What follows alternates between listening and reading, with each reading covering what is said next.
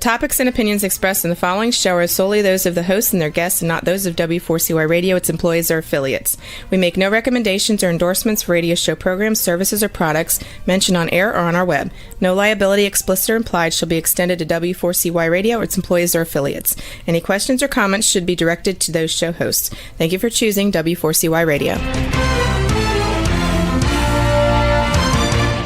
Welcome to the Ask the Expert show on W4CY Radio and Talk4 TV, where we bring you educational information from top local experts in the fields of legal, health, financial, and home improvement. Now sit back and listen to experts in family law, association law, hearing loss, business brokers, home care, along with many other topics. Now here are your hosts, Steve-O and Sophia. Hey, good afternoon, South Florida. Welcome to another Ask the Expert show, where we bring you the finest experts in the field of legal, health, financial, and home improvement. Hey, I got this show, which is the first Thursday of the month. I need to share something special. We went back. We have actually 56 shows we do each month. And we went back and looked at the numbers. And I got to tell you, this show here, our community association show, K-Bender Rimbaum, is our number one show. It gets more letters, more emails, more viewers, definitely more listeners than any show we do. And they do a show in Orlando and one in Tampa, and they are both in the top 5. But this show here is our number one show. Let me welcome to the star of the show, attorney Robert K. Hello, Steve. Hello, everybody. Oh my God, your numbers just blow everybody away. And you know what? I want to tell people, listen, Robert has developed the most incredible community association law firm in the state of Florida. And this is one busy office. And he takes an hour out each month along with 2 of his other attorneys. And Robert, I got to tell you, we can't thank you enough for you giving your time like this to educate everybody. No, we're happy to do it. You're the best. So, you know what? I also saw that every month we're getting new people who found the show, and usually their email will say, I never knew this show existed. We've been doing the show for 12 years now, but that's okay. You found the show. So tell everybody about K-Bender Rimbaum. Well, K-Bender Rimbaum, as you've said, is a firm that focuses on community association representation. We do so out of 4 offices: Pompano Beach, Palm Beach Gardens, Orlando, and Tampa. We cover pretty much the whole state in those 4 areas. We're able to do that. We were available electronically, as most things are these days. So it doesn't matter where we are. We're able to assist you in your association needs in all of Florida, be it reviewing governing documents, advising the board as to their rights and responsibilities, dealing with collection of unpaid assessments, contract negotiation, construction defect issues. We have a board-certified attorney in construction defect litigation. We have 10 attorneys who are board certified by the Florida Bar in community association law. So we provide significant legal specialization to the communities on these areas of their needs on a day-to-day basis. You know, what we people who are just tuning in for the first time, what we do is we collect your questions. You send them to us at the Stephen at Ask the Experts radio show.com, and we present these questions to Robert, and we've always got a ton of questions. One thing I must tell everybody, um, there are some new laws coming out. They have not been signed by the governor yet, and we're not going to get into those today. So if you have something about the new laws that are going to be coming out, let's stay away from those. We have plenty of time to talk about them once they're signed by the governor. Is that okay, Robert? That's okay. When they are signed, a lot of them become effective July 1. So Yeah, it's on the not, horizon. not a lot of time. So let's start off with Jesse in Boca. He said, I've heard I should be very careful challenging an ESA application. Is that true? That is definitely true. ESA application is for an emotional support animal under the federal fair housing laws as well as the state fair housing laws. Emotional support animals generally are given great latitude and leeway, and associations are fairly limited in the inquiries they're able to make. We always recommend, if an association gets an inquiry for that, not to try and address it without involving your legal counsel in making that determination.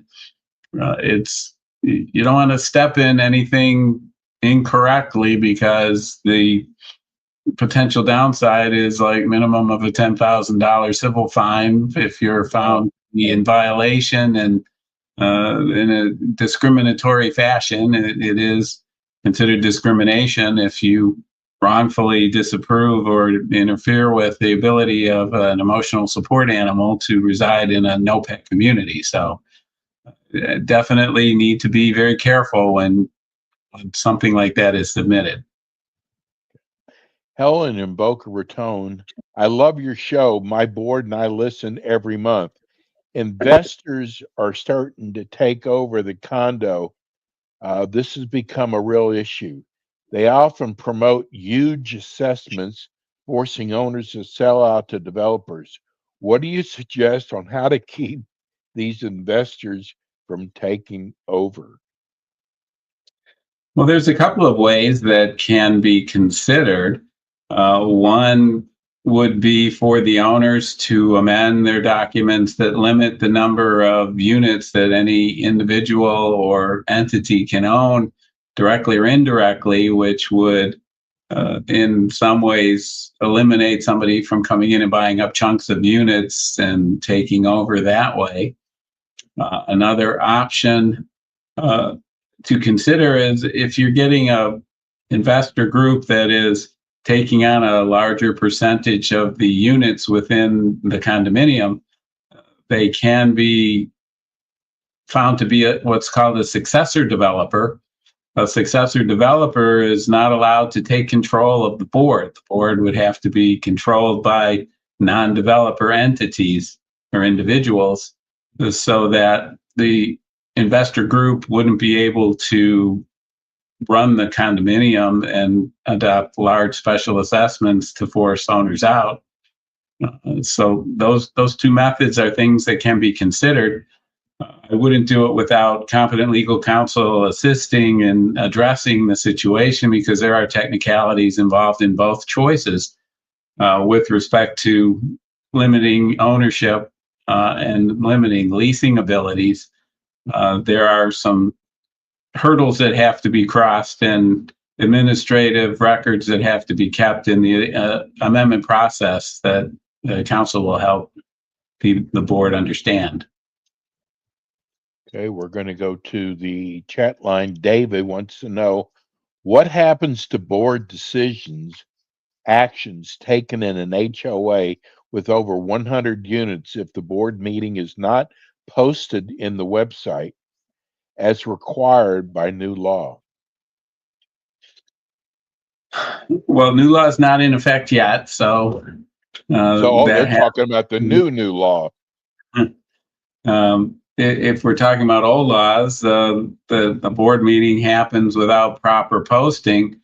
That could be subject to a legal challenge, but it's also correctable by the board either properly posting a meeting and ratifying what it did previously, or it is something that the board can fix by a written resolution signed by 100% of the board members. So it's not going to be something fatal. And the only way to challenge it in an HOA is to file a lawsuit and ask the court to deal with it. There is no division of condominiums overseeing homeowners association when it comes to these types of issues. So if they have appropriate attorney assistance for the association, the likelihood of that being any real issue is pretty low. Lowy in Pompano Beach is an HOA. Can we use general proxy at the annual meeting for voting? Oh, HOAs are not prohibited from using general proxies. Only condominiums are prohibited from using general proxies for most instances. So for HOAs, the answer would be no, you can use them. Okay. Jan in Davie, someone asked this question 3 or 4 weeks ago. What is a notice of commencement? Notice of commencement is a term that goes under the state's construction lien laws that are found in Chapter 713 of Florida statutes. Construction lien law is a group of, it's some technical legislation that is geared to protect contractors and owners that are dealing with contractors, that being associations in our topic here, need to follow the provisions of the construction lien law to best protect the association from the possibility of paying contractor to do work and then finding out they didn't pay suppliers, they didn't pay subcontractors, and having to pay multiple times for the same thing. The notice of commencement is the first step in the process of having work done, and it's for anything that's over $2,500. It doesn't necessarily apply to landscape modifications, and there are technicalities involved, but in most instances of undertaking work on the condominium, a notice of commencement has to be prepared and filed in the public record of the county that the property's in, and then a certified copy gets posted on the property site during the course of the work. It triggers the rest of the statute coming into play relative to protecting the association from the potential of multiple payments for the same work. Part of that is a partial release form that has to be provided by the contractor when they're getting partial payments, where they identify that they've paid all their suppliers or identify those who have not been paid. It triggers what's called a notice to owner, which is a form that the suppliers and subcontractors send to the association to notify them that they have a claim against the project and that they need to be paid. And it's the association's obligation to make sure that they do before they're free and clear under the contract.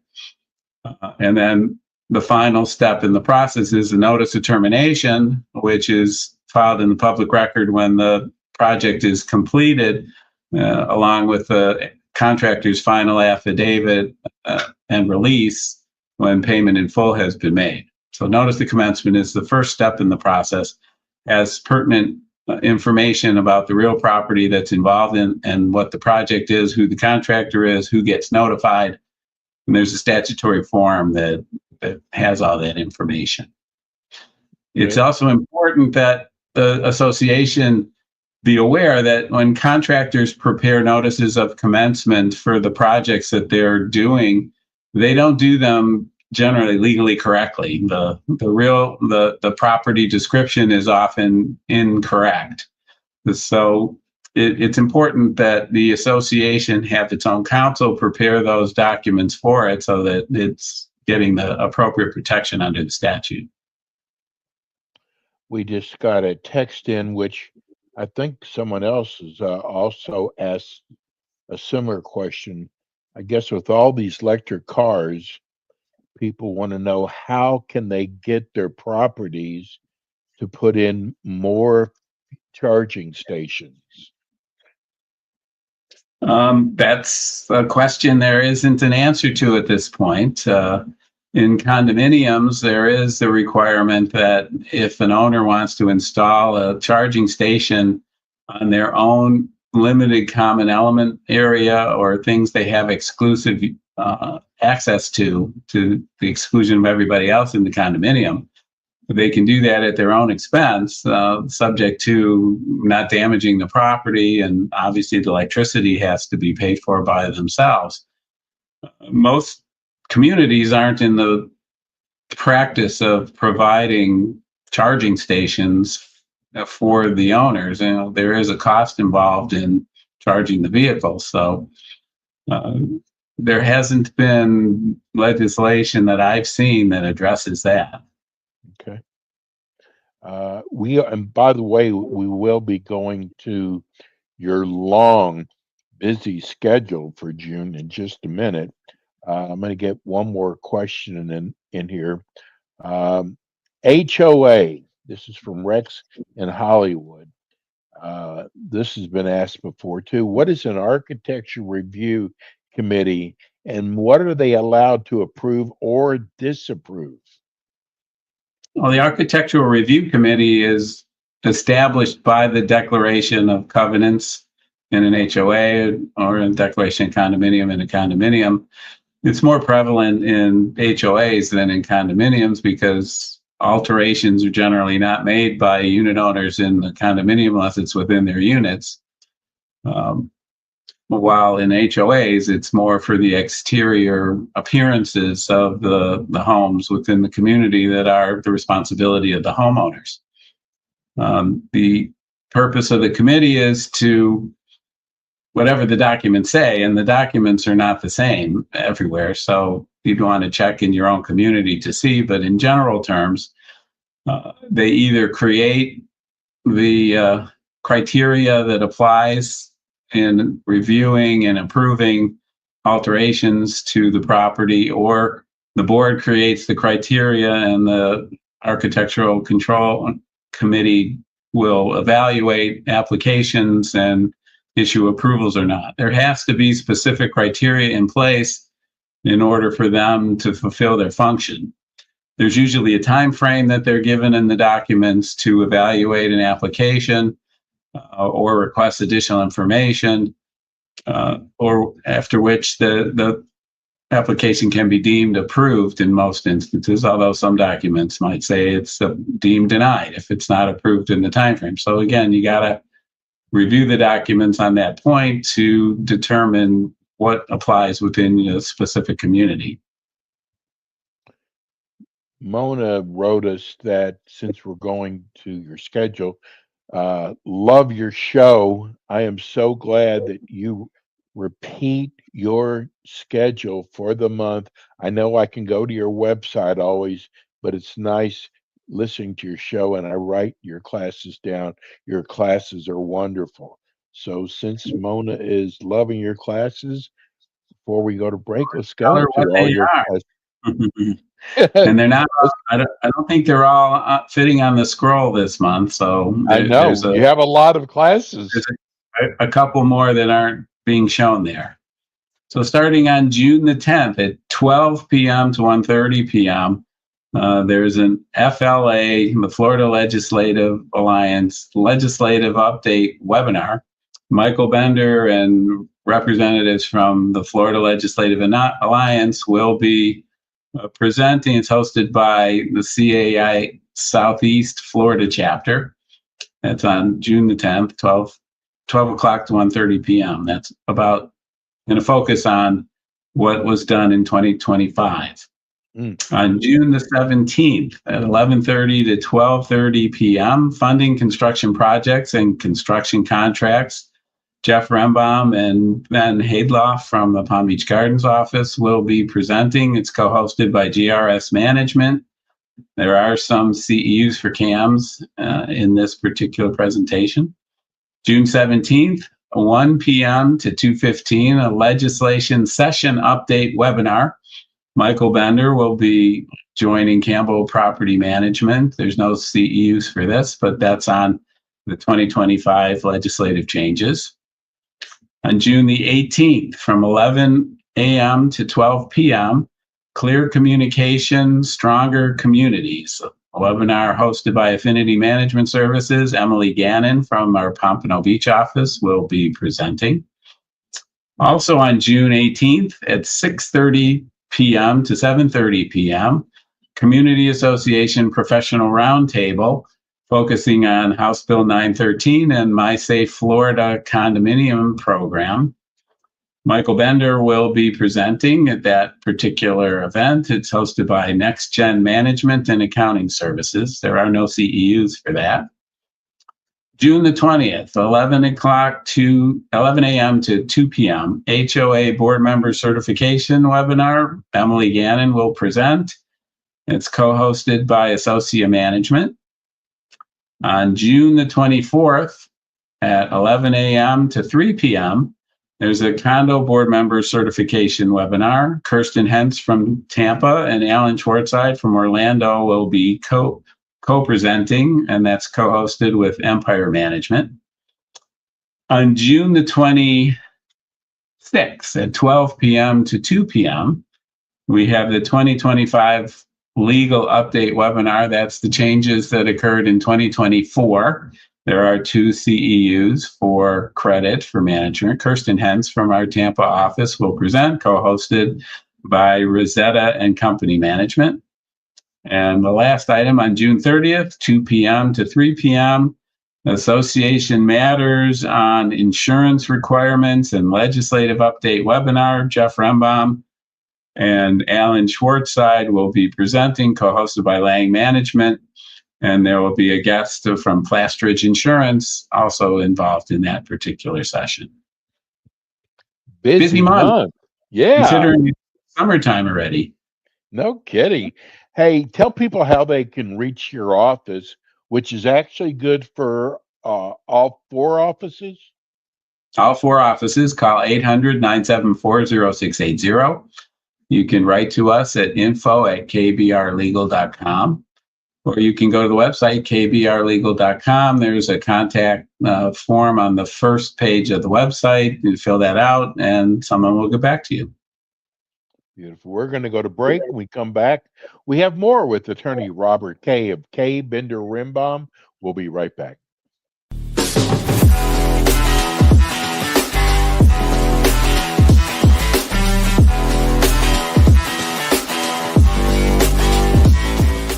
Kay Bender Rimbaum is a full-service community association law firm dedicated to the representation of community associations throughout Florida.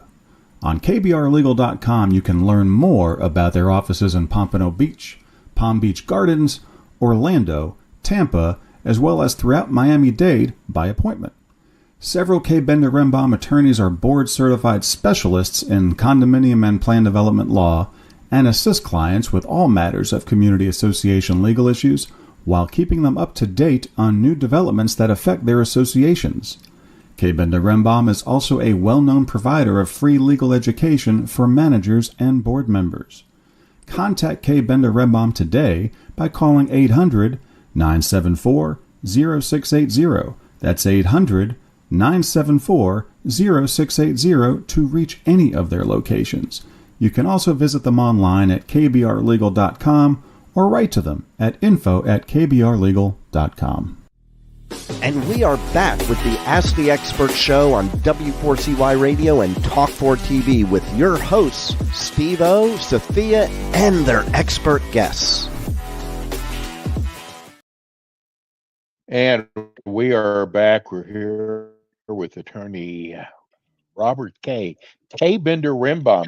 Wow, the chat line it's really going crazy. Let's go to, is there a guideline template available for condo board members to use when trying to update their bylaws? There is no such guideline template.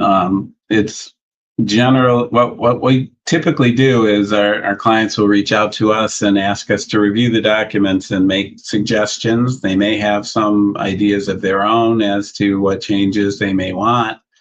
The laws are changing on an annual basis, so that's something that needs to be taken into consideration. There's never been a uniform guideline created for such a document, and most communities have their own unique interests and desires. So usually, it is something that is customized for that particular community. Okay, we're going to go to again the chat line. Jake, an owner in our condominium is a realtor who often represents buyers and sellers and owners and renters here. She has been president of the board for years, so has access to everyone's contact information along with other sensitive info. Isn't this a clear conflict of interest? It's a potential conflict of interest. It isn't necessarily a clear one. Having access doesn't mean the access is being used. But what's important with these situations is that there be full disclosure by the board member of their dual roles relative to the community. And it sounds like that may be in existence based upon the question, identifying that the writer's aware of this particular arrangement. It's not an ideal situation given the information that the president may have access to, but if the individual's been on the board for years and president for years, it might be because that's what the community wants. So it really takes the unit owners to stand up and address it if it's a problem to them as a whole. Cher in Fort Lauderdale, she has a condo. She wants to know, can a president of our board hold more than one officer's position? Yes, the president cannot hold the office of vice president, obviously, because the purpose of the vice president is to step in when the president's not available. The president also cannot be the secretary unless that's the only officer in the corporation, because the secretary's function is to attest the signature of the president. So the president can also be the treasurer. That particular office doesn't have any conflict with the office of president. So the president would be able to serve in both capacities. Here's one that even I could answer. I've been doing this for so long. Larry in Boynton Beach has got a condo. They have 145 units. He wants to know, do we need a CSRS reserve fund? Our building is 2 levels. Well, the CSRS requirements are based on the number of stories you have, not the number of units. So if you don't have 3 stories, then you're not required to undertake the CSRS reviews. Okay. Shelley in Miami, a couple bought into our association. Our documents say for a 1-bedroom occupancy is only for 2 people. Can an additional family member stay over 6 months, giving them 3 people? Can we enforce our restriction? Well, assuming the association has uniformly enforced that restriction in the past, assuming there has been violations in the past, or if there's never been another violation, the answer is yes, conditionally. If the third occupant, depending on what county you're in, is under the age of 18 or other ages per county, they may not be considered a full person. So you need to check the county ordinances in the county that you live in. But generally speaking, so long as your enforcement does not have what they call a disparate effect on a protected class, and there will be families with children, it would be enforceable.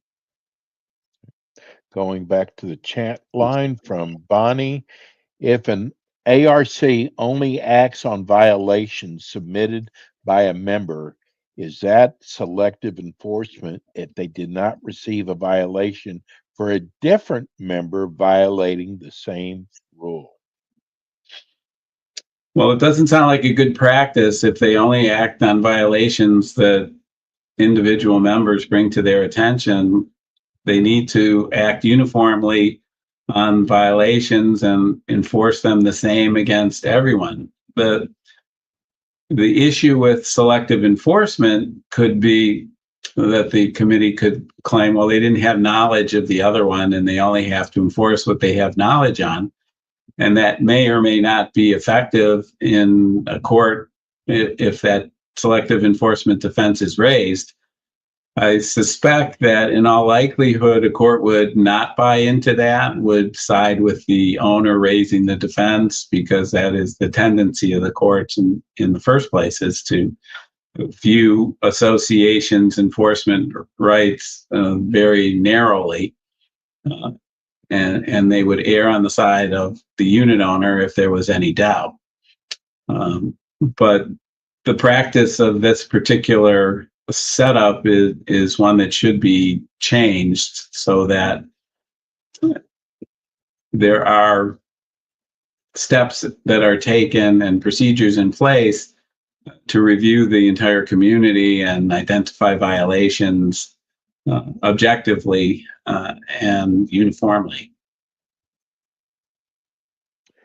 Jen in West Palm Beach wants to know, neither my condo docs nor rules and regulations prohibit pets. Our board has denied an ESA dog to one of the owner's renters. Can the board suddenly add in the rules and regulations no pets restrictions? The answer to that is no. If there's going to be a restriction on pets within the community, that's something that has to first be found in the declaration of covenants or condominium, whichever it is.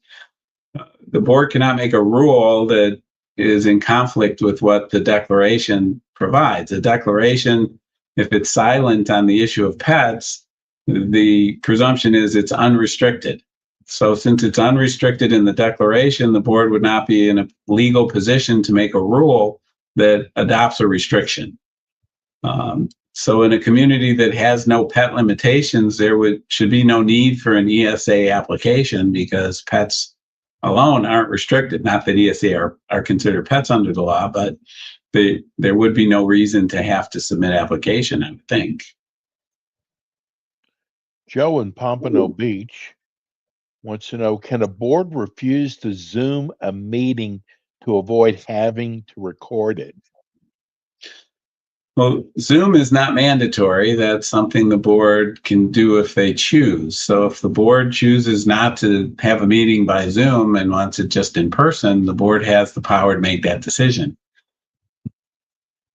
whatever their reasoning is. Okay.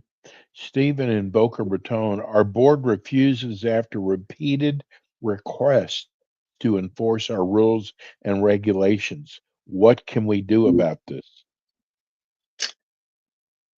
Well, the most basic step that the owners can take is to put in a board that will do what they want, either at the next election or by recall, whichever is more timely for them.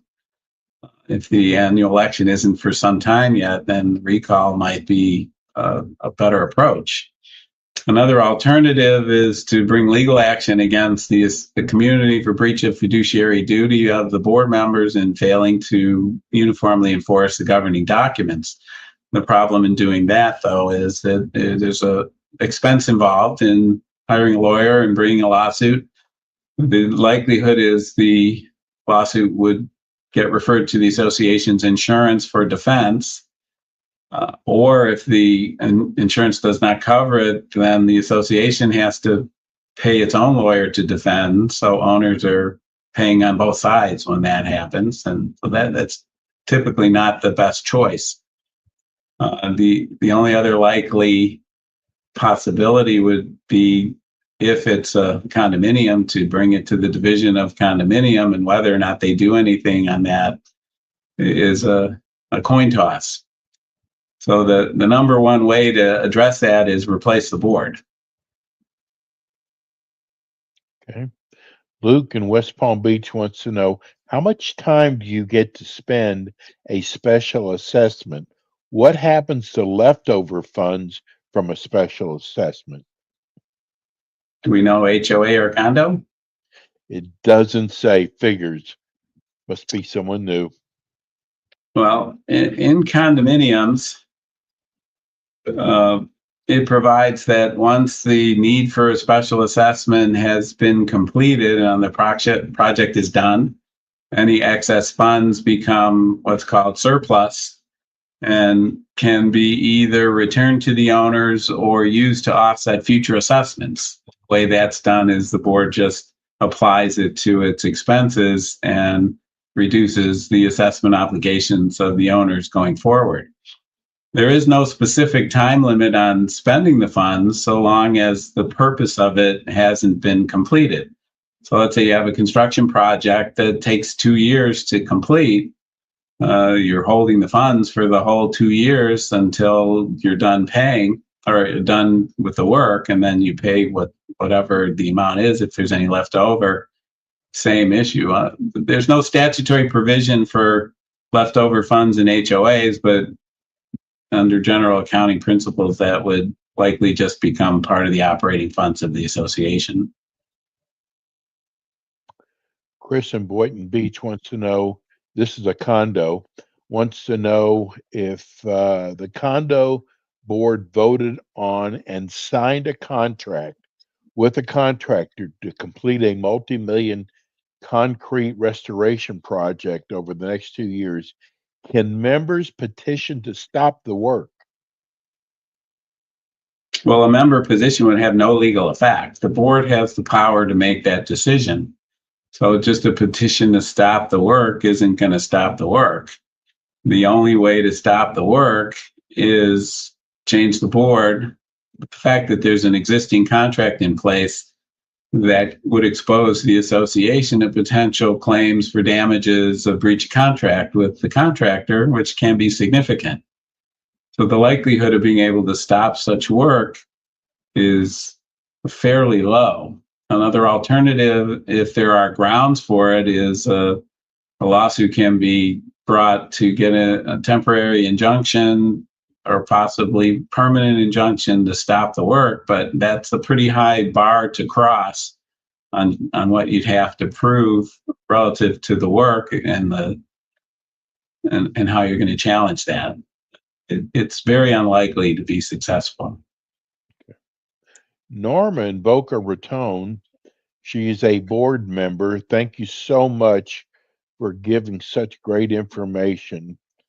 I would like to know, can we take Kaufman language out of our declaration?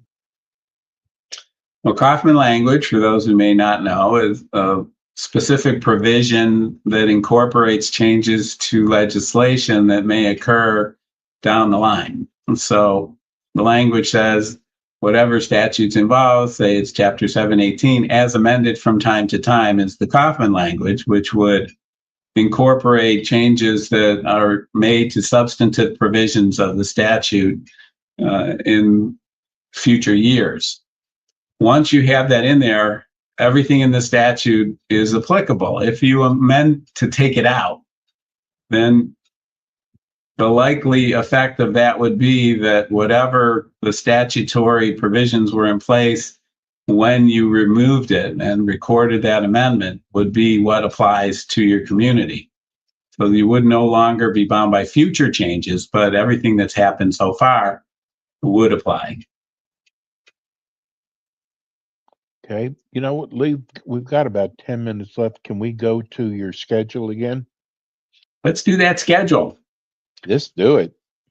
So starting with June the 10th at 12 p.m. to 1:30, the Florida Legislative Alliance is hosting the FLA Legislative Update webinar. Michael Bender with representatives from FLA will be hosted by CAI, Southeast Florida Chapter. June 17th, 11:30 to 12:30, 11:30 a.m., 12:30 p.m. Funding construction projects and construction contracts webinar. Jeff Rembaum and Bed Haidloff from our Palm Beach Gardens office, co-hosted by GRS Management. There will be CEUs for CAMs on this one. June 17th, 1 p.m. to 2:15 p.m., legislative session update webinar. That's on the current bill 913 that everybody's talking about. Michael Bender will be presenting. It's hosted by Campbell Property Management. June the 18th, 11 a.m. to 12 p.m., Clear Communication, Stronger Communities webinar. Emily Gannon from the Pompano Beach office will be presenting. It's hosted by Affinity Management Services. On June the 18th at 6:30 p.m. I'm sorry, that previous one was also June 18th. June 18th at 6:30 p.m. to 7:30 p.m., Community Association Professional Roundtable, House Bill 913, and the My Safe Florida Condo program will be the topics. Michael Bender will present, hosted by Next Gen Management and Accounting Services. June the 20th, 11 a.m. to 2 p.m., they'll have an HOA board member certification webinar. Emily Gannon from Pompano Beach will present, co-hosted with Associa Management. June the 24th, 11 a.m. to 3 p.m., we have a condo board member certification webinar presented jointly, Kirsten Hentz from Tampa and Alan Schwartzide from our Orlando office, co-hosted by Empire Management.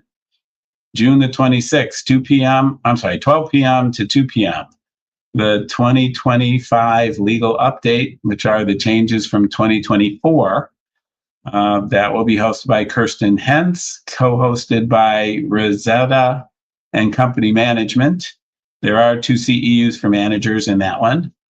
And on June 30th, 2 p.m. to 3 p.m., Association Matters on Insurance Requirements and the Legislative Update. Jeff Rembaum and Alan Schwartzide will present, co-hosted by Lang Management and a special guest from Plastridge Insurance. You can go to our website at kbrlegal.com, click on the calendar to register for whatever event that you choose. Be sure to do so, so you'll get the Zoom information. I think these are all on Zoom this month, so you want to make sure you register in advance so you are able to participate. Going to our chat line, how long is a lien against a condo unit? A lien is good for 1 year. And how long is a lien against a condo unit valid for to recoup assessment fees? How long is it valid for is 1 year. Yes. Okay. It can be renewed, but action has to be taken within that 1 year in a condominium. Okay. HOA does not have a time frame, so then it'd be perhaps 5 years based on a contract. Trish in Delray Beach is an HOA. We received notice that we are faced with a special assessment to replace clubhouse and reserves. Is there anything in Florida statutes on how much the amount can go up to? On a special assessment? Yes. No, there is no limitation. The association is obligated by law to assess for its needs. So whatever those needs are, that's what the association has to assess.